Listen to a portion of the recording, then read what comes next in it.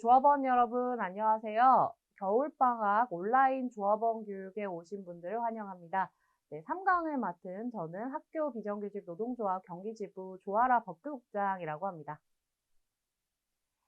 네, 오늘은 슬기로운 학교 생활, 서로 존중하는 직장 문화 만들기라고 하는 제목으로 강의를 좀 해보려고 하는데요.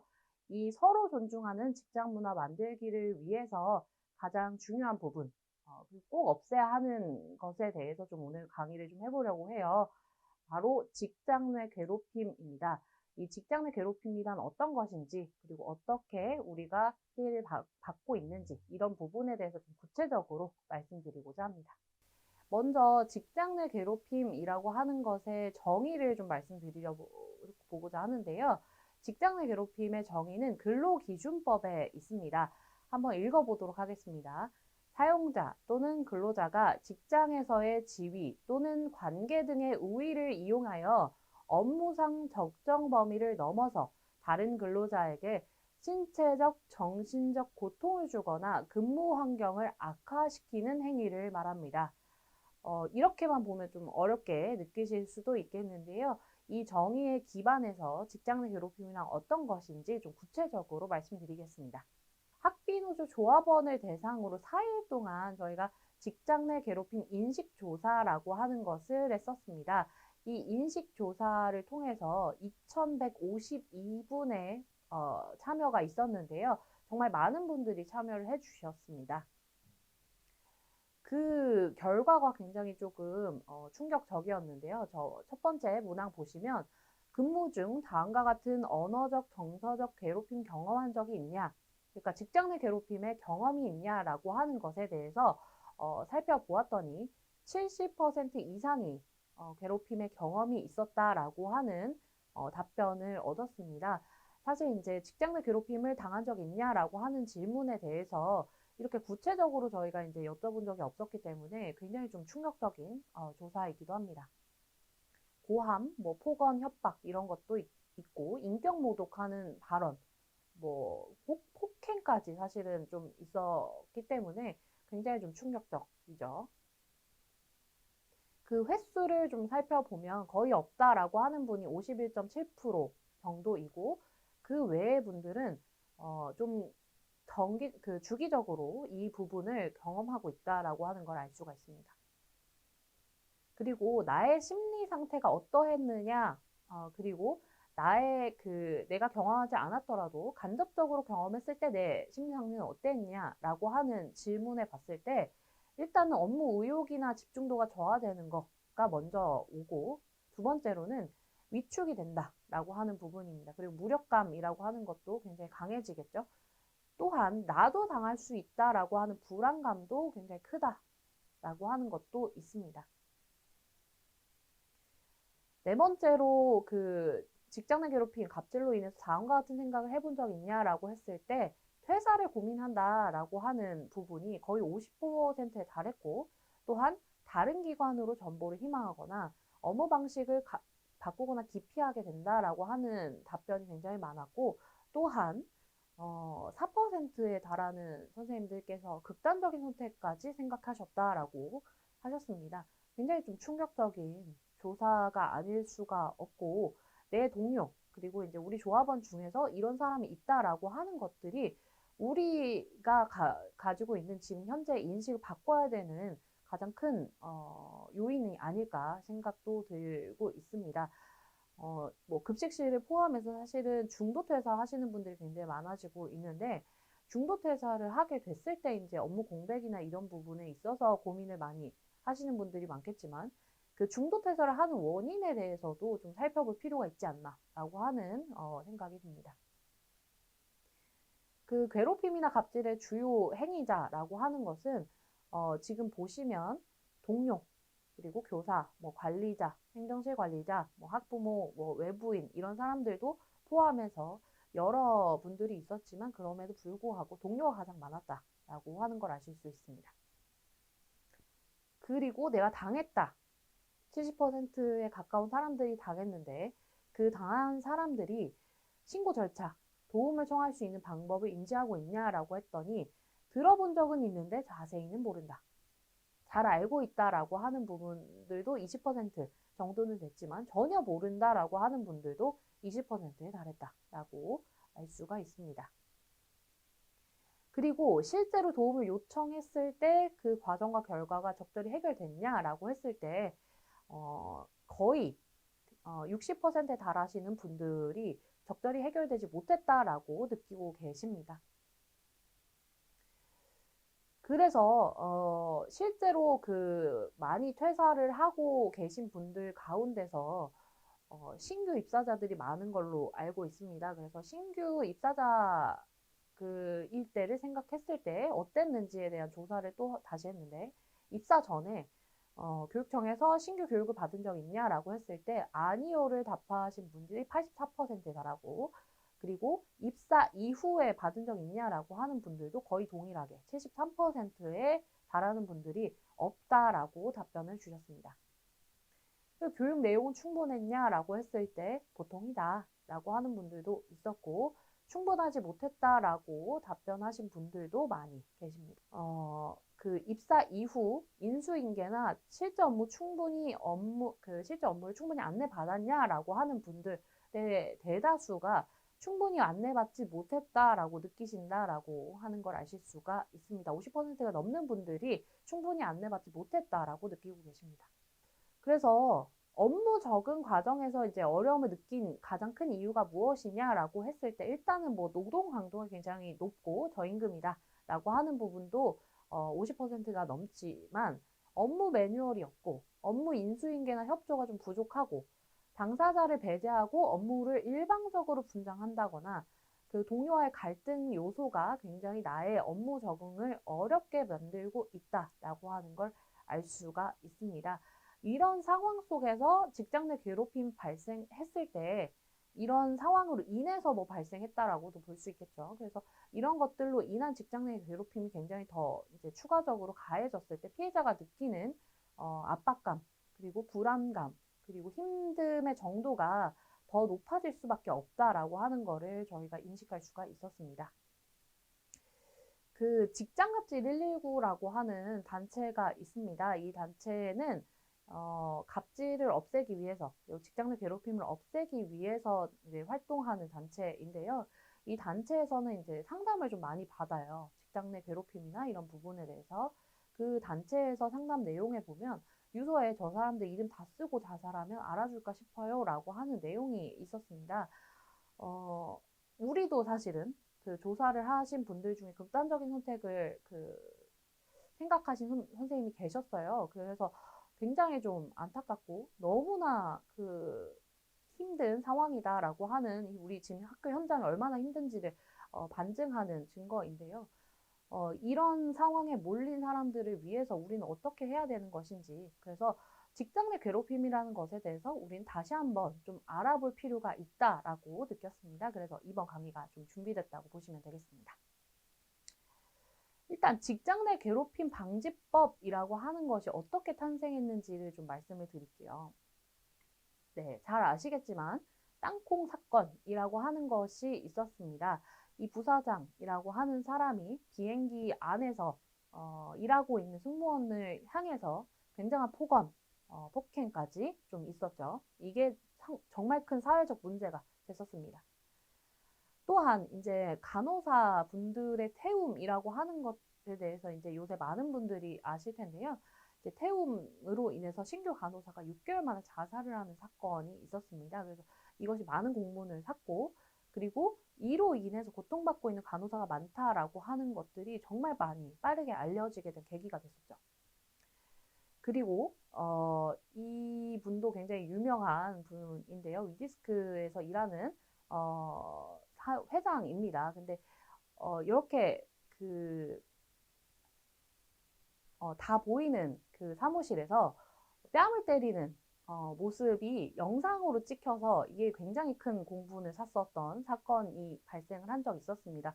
지금 밑에 그 자막을 보시면 아시겠지만 욕설도 함께 계속해서 했다라고 하는 걸 알 수가 있고요. 그래서 이런 것들을 좀 방지를 하기 위해서 아까 제가 정의를 소개시켜 드렸던 직장 내 괴롭힘 방지법이라고 하는 것들이 근로기준법에 신설됐다라고 보시면 되겠습니다. 직장 내 괴롭힘인지 아닌지라고 하는 걸 어떻게 판단하냐라고 하는 걸 좀 말씀을 드리면요. 일단 첫 번째로 행위자가 사용자 또는 근로자여야 한다라고 하는 걸 알 수가 있습니다. 그 지위 또는 관계 등의 우위를 이용해야 된다라고 하는 것인데요. 이 지위라고 하는 것은 명백히 보이는 그 지위, 예를 들어서 그 나의 상사라고 하는 것도 당연히 이제 포함이 되겠지만 관계 우위라고 하는 것도 포함이 됩니다. 이 관계 우위라고 하는 것은 뭘 말하는 거냐면 나이의 우위. 뭐 예를 들어서 한국 사회에서 나이가 좀 크게 작용을 하잖아요. 근데 나이의 우위라던가 경력의 우위, 뭐 예를 들어서 학벌이 좀 크게 작용하는 뭐 사업장이다라고 하면 학벌의 우위라든지 여러 가지 것들의 우위를 생각하실 수가 있겠다라고 보시면 되겠고, 그 중요한 것은 업무상 적정 범위를 넘어야 한다라고 하는 것입니다. 그러니까 업무상 필요 없이 업무상 적정한 수위를 넘어서는 그런 행위가 있어야 된다라고 하는 것이고, 그에 따라서 그 결과로 피해자가 신체적, 정신적 고통을 받았다거나 또는 나의 근무 환경을 악화시키는 행위가 있었어야 된다라고 보시면 되겠습니다. 그래서 아까 말씀드린 그 사용자라고 하는 것은 사업주, 뭐 사업 경영 담당자, 그래서 여러 사람이 해당이 되겠는데 학교 내에 있는 여러 사람들이 해당이 됩니다. 일단 교장 선생님도 당연히 이제 해당이 될 것이고, 교장 선생님 외에 뭐 행정실장님이라던가 뭐 교무부장님이라던가 나의 그런 그 사업주를 위해서 나의 것들을 그 대신하는 사람들도 당연히 포함이 된다라고 보시면 되겠고요. 근로자라고 하는 거는 나랑 그 똑같은 사용자로서 사용자에게 이제 같은 근로 관계를 맺고 있는 사람, 그리고 뭐 파견 근로자인 경우에는 사용사업주, 그러니까 파견된 사업 근로자인 경우에는 나랑 같이 일하는 사람인 경우 같이 이제 동일하게 행위자로 포함될 수 있다라고 보시면 되겠습니다. 그리고 피해자라고 하는 것은요, 고용 형태, 근로계약 기간 이런 거 다 불문을 하고 사업장 내에 근무하는 모든 사람을 그 모든 근로자를 피해자로 추정할 수 있다라고 보시면 되겠습니다. 다만 일단 그 근로기준법상에 있는 학생 이나 그 학부모 등은 근로기준법상 직장 내 괴롭힘에는 해당하지 않게 됩니다. 따라서 다만 이제 이런 이제 여러 욕설이나 뭐 예를 들어서 이제 뭐 폭력이나 이런 것들이 있다라고 하면 다른 법률로 당연히 처벌받을 수 있습니다.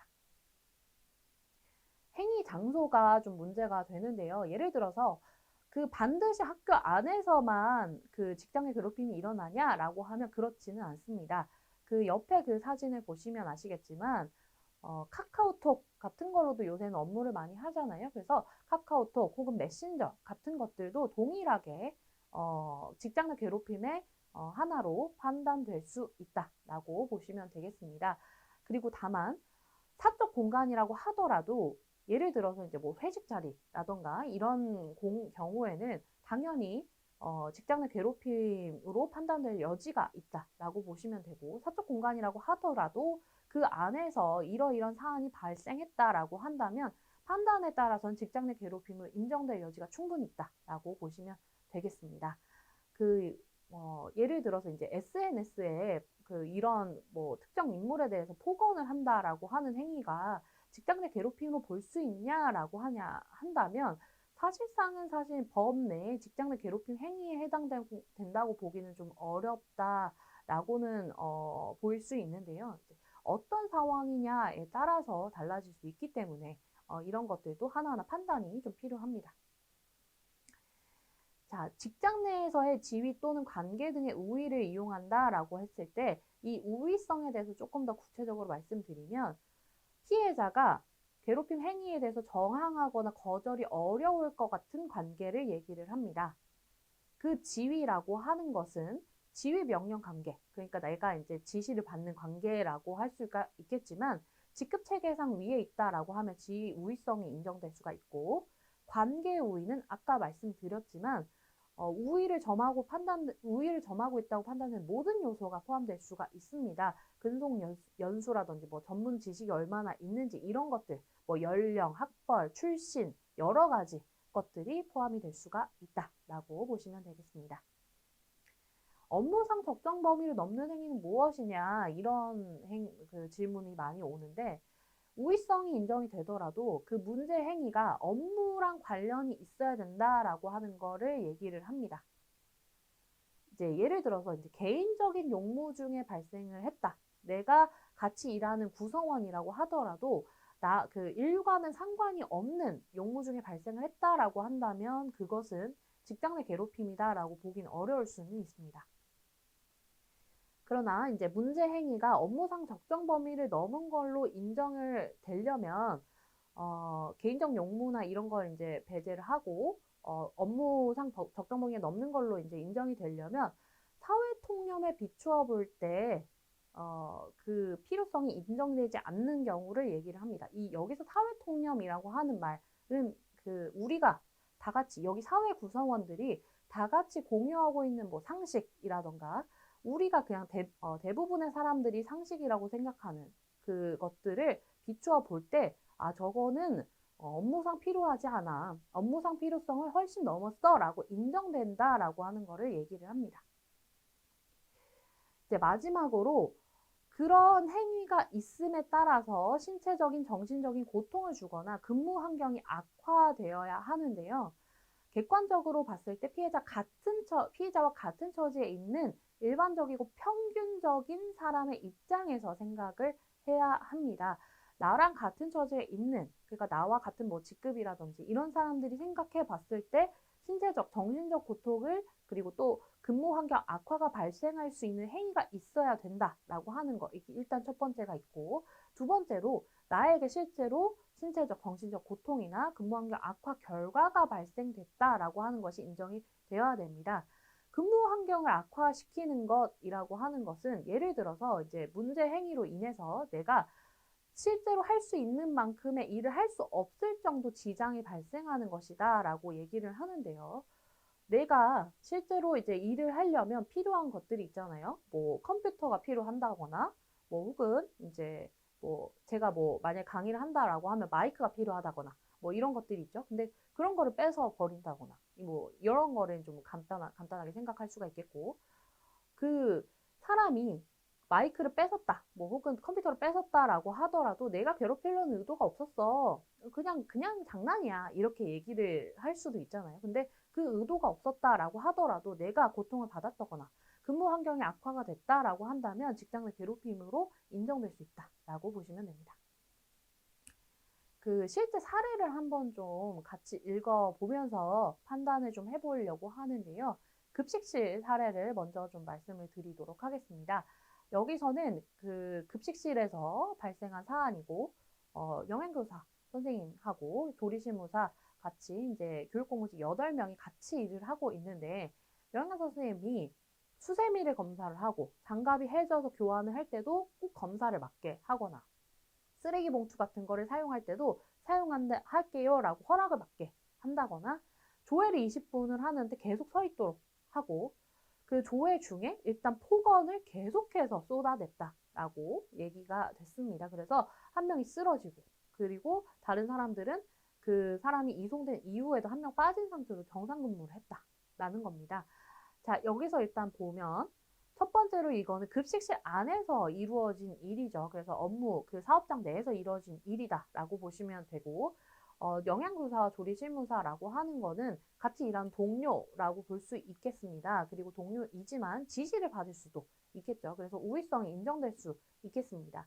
그리고 수세미를 검사를 하고 장갑이 다해져서 교환을 해야 된다라고 하는 건 업무상 꼭 필요한 일이냐라고 교환을 해야 되는데 사전에 허락을 받게 한다거나 쓰레기 봉투 같은 소모품 사용할 때도 꼭 허락을 받도록 한다거나 라고 하는 것이 정말로 업무상 필요한 것이냐, 업무상 업무가 제대로 이루어지지 않도록 하는 스무스하게 그 업무가 이루어지지 않도록 하는 일이냐라고 하는 것도 생각해 볼 만한 사안이고, 그리고 일단 조회를 하는데 20분을 서 있게 했다라고 하는 것이고 거기 안에서 조회 속에서 폭언이 계속됐다.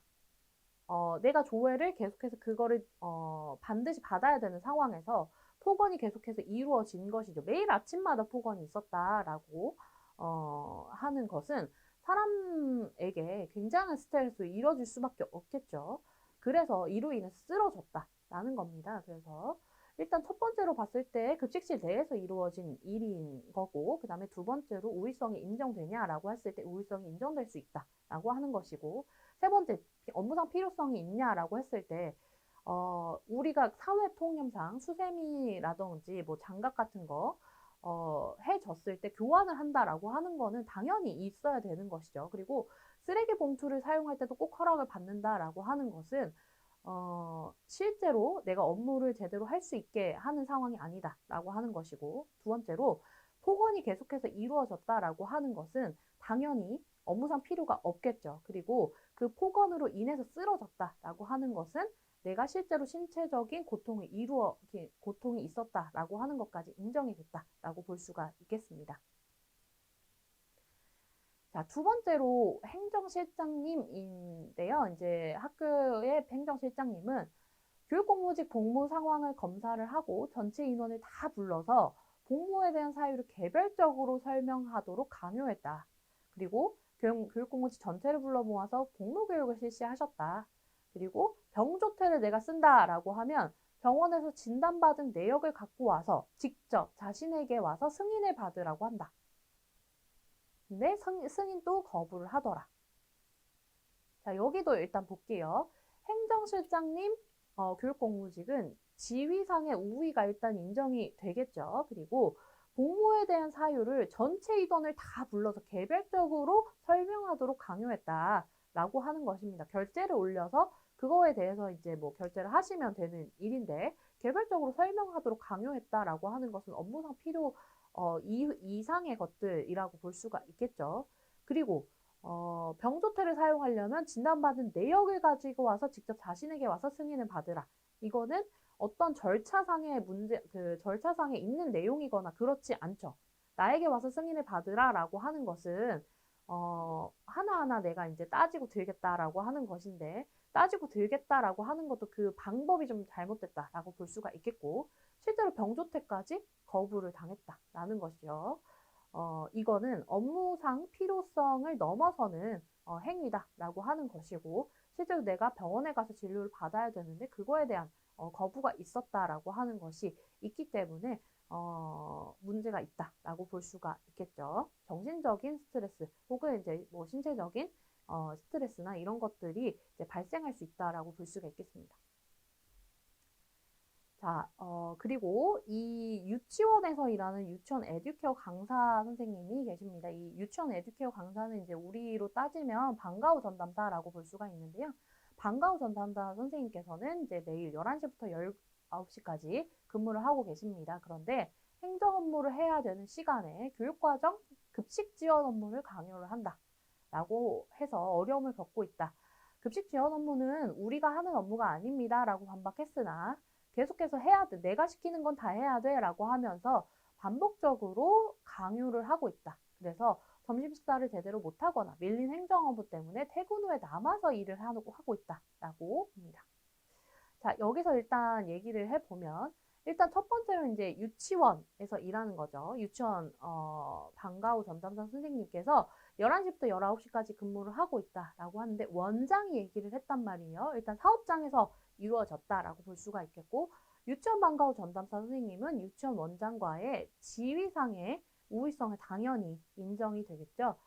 행정 업무 해야 되는 시간에 계속해서 교육과정 급식 지원 업무를 강요를 한다라고 합니다. 내가 하는 업무가 아니라고 얘기를 했음에도 불구하고 내가 시키는 업무는 너는 꼭 해야 돼라고 하면서 계속해서 하도록 요구를 한다라는 겁니다. 그래서 점심 식사를 제대로 하지 못하거나 밀린 행정 업무 때문에 퇴근 후에 남아서 일을 하고 있다. 실제로 업무상의 불이익을 받고 있다라고 볼 수가 있겠죠. 자, 마지막으로 불인정 사례도 한번 보도록 하겠습니다. 간호사인데요. 간호사분들이 이제 수십 기간 동안 근무평가 결과를 봤을 때 기준에 미달된다라는 이유로 임용이 취소가 됐고, 그에 따라서 이제 임용 취소가 부당해고다 주장하면서 수습기간에 직장 내 괴롭힘이 발생했었다라고 신고를 한 상황입니다. 이때 이제 피해자가 행위자인 지도 간호사, 그러니까 지도해주는 나의 그 선생님께서 다른 그 간호사 분들보다 많은, 그러니까 그 다른 분들은 이제 2번, 3번 이제 테스트를 했는데 나만 5번 테스트를 시행을 했다라고 하는 겁니다. 그래서 다른 사람보다 많이 테스트를 했기 때문에 그거는 직장 내 괴롭힘이다. 그리고 피해자가 출근 시간 1시간 반 전에 이제 휴가 사용을 통보를 했다. 그래서 이로 인해서 낮은 평가를 받았다. 이거는 직장 내 괴롭힘이다. 라고 주장하기도 했다라는 겁니다. 실제를 봤을 때 일단 첫 번째로 지위 또는 관계에서 우위냐라고 했을 때 그 지도 간호사 선생님께서는 테스트를 하고 업무 평가를 하기 때문에 우위가 인정된다라고 볼 수가 있고, 두 번째, 업무상 적정 범위를 넘느냐라고 하는 걸 봤을 때 시험 횟수는 지도 간호사 재량 범위라고 볼 수는 있다. 그리고 성적이 좋지 않은 사람 2번 정도 보게를 한 것이 업무상 적정 범위를 넘는다고 보기는 어렵다. 그리고 1시간 반 전에, 출근 1시간 반 전에 출근이 어렵다고 통보를 했다. 이로 인해서 불이익 조치를 했다라고 하는 증거는 없었다. 이걸로 이 분께서 그 수습평가가 정말 나빠졌다라고 하는 증거가 없다라는 겁니다. 근데 세 번째 이제 봤을 때 신체적 정신적 고통을 주거나 근무 환경이 악화됐냐라고 했을 때 종합적으로 판단을 해볼 때 이 지도 간호사 선생님의 행위로 인해서 공정성이 저해됐다고 보기는 어렵다라고 판단을 받았다는 겁니다. 그래서 일단 우위가 있다라고 하는 게 있다라고 하더라도 두 번째, 업무상 적정 범위를 넘는 행위가 있어야 되고, 세 번째, 그로 인해서 내가 고통을 받거나 근무 환경이 악화됐다라고 하는 것을 주장을 해야 된다라는 겁니다. 네, 그래서 직장 내 괴롭힘이라고 하는 것에 대한 사용자 의무사항이 법에 규정이 되어 있습니다. 이 사용자 의무사항을 일단 보면 누구든지 신고를 할 수가 있습니다. 피해자만 신고할 수 있는 것은 아닙니다. 그래서 내가 주변에 직장 내 괴롭힘 사실을 알게 됐다라고 하면 나도 또한 신고를 할 수가 있다라는 것이고, 객관적 조사 의무라고 하는 것이 있습니다. 그래서 만약에 이제 신고를 누군가 했다라고 하면 지체 없이 객관적으로 조사를 해야 된다라고 하는 것이 의무화되어 있습니다. 또한 조사 기간 중에는 피해자가 보호되어야 합니다. 내가 필요한 경우에는, 그러니까 피해자인 내가 만약에 필요하다라고 하면 근무장소 변경이나 유급휴가 명령 같이 적절한 조치를 해야 하고, 이 유급휴가 명령이나 근무장소 변경 같은 경우에도 내 의사에 반해서 조치해서는 안 됩니다. 따라서 내가 만약에 이제 근무장소 변경이 필요하다라고 해서 얘기를 할 수는 있지만 이쪽으로 가서 근무를 하세요라고 했을 때 내가 그거에 대해서 나는 그렇게 하고 싶지 않아요라고 얘기를 하면 근무장소 변경을 할 수는 없다라는 겁니다. 그리고 괴롭힘이 만약에 확인이 됐다라고 하면 피해자를 보호할 의무가 또 발생을 합니다. 괴롭힘 사실이 확인이 됐다라고 하면 그때 이제 내가 요청할 사항이 있잖아요. 뭐 분리 조치라던가 이제 배치 전환, 뭐 근무 장소 변경, 뭐 유급휴가라든지 이런 것들을 이제 요구를 할 수가 있고, 그거에 따라서 피해자 의사에 따라서 피해자를 보호해야 된다라고 보시면 됩니다.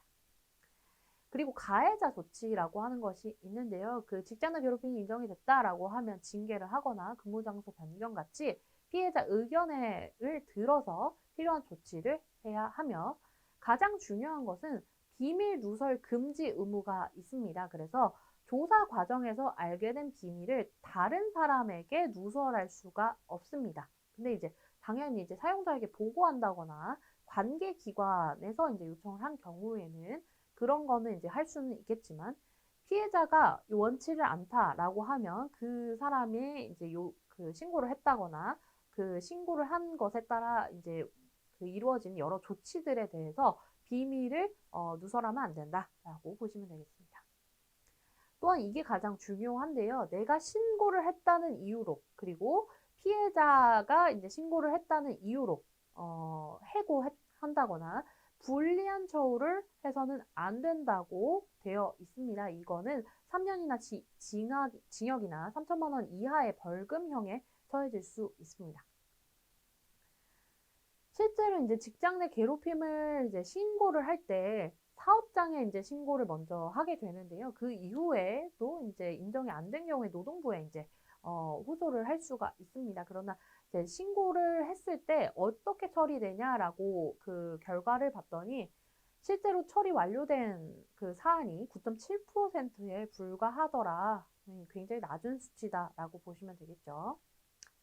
그래서 일단 내가 직장 내 괴롭힘이다라고 생각이 되면 그 과정에서 동료분들이라던가 우리 같은 노동조합에 적극적으로 어려움을 호소를 하고 문제행위나 상황에 대해서 상세하게 기록을 하실 필요가 있습니다.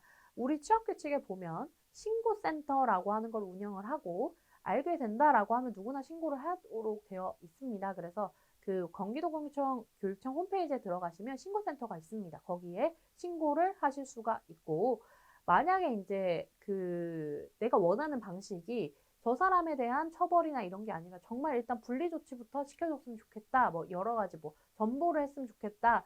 뭐 예방 교육을 해줬으면 좋겠다. 뭐 이런 것들이 있다라고 한다면 다른 방법을 찾아볼 수도 있습니다. 그러니까 이제 적극적으로 노동조합에 신고를 해주시면 되겠습니다. 마지막으로 직장 내 괴롭힘을 그래서 예방하려면 어떻게 해야 되냐라고 했을 때 일단 세 가지를 좀 생각해 볼 수가 있겠는데 상호 존중이 필요하다.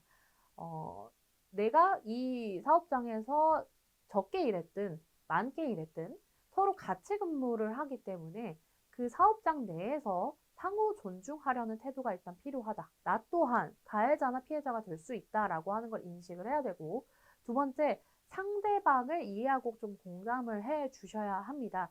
직장 내 괴롭힘이라고 하는 것이 발생했을 때 저 사람이 왜 저렇게 느꼈는지, 저 사람이 어쩌다가 저렇게 힘들어졌는지 이런 것들을 이해하고 공감하려는 자세가 일단 필요하고 개개인의 성향이 참 다르잖아요. 그래서 같이 일하는 데 있어서 사실 트러블은 발생할 수가 있거든요. 그래서 다르다, 서로 다르다라고 하는 걸 인정을 하고 트러블이 발생했을 때 그걸 조율하기 위해서 너도 나도 같이 노력해야 된다라는 것이고 세 번째, 말이나 행동을 할 때 추측이 아닌 사실 같은 거를 이렇게 퍼뜨린다거나 타인을 험담한다거나 뭐 근거 없는 소문 같은 거를 퍼뜨리거나 그러지는 않아야겠다라는 겁니다. 이 세 가지를 좀 지켜나가면서 예방을 해 나갔으면 좋겠습니다. 이제 마지막으로 사실은 이제 저희가 직장 내 괴롭힘 조사를 해보면서도 많은 충격을 좀 받았는데 신규 입사자들이 많은 교육을 받지 못하고 입사를 하는 과정에서 그 중도 포기를 하거나 그리고 이제 그로 인해서 이제 발생한 여러 가지 사건들이 있는데 그거에 대해서는 저희도 함께 노력을 하면서 신규 입사자 교육을 좀 철저히 한다거나 이런 부분을 노력을 하겠습니다. 그래서 사업장 내에서도 일을 하실 때 아까 말씀드린 세 가지 좀 지켜가면서 서로 존중하는 문화 만들어 나갔으면 좋겠습니다. 네, 이상으로 교육 마치겠습니다. 감사합니다.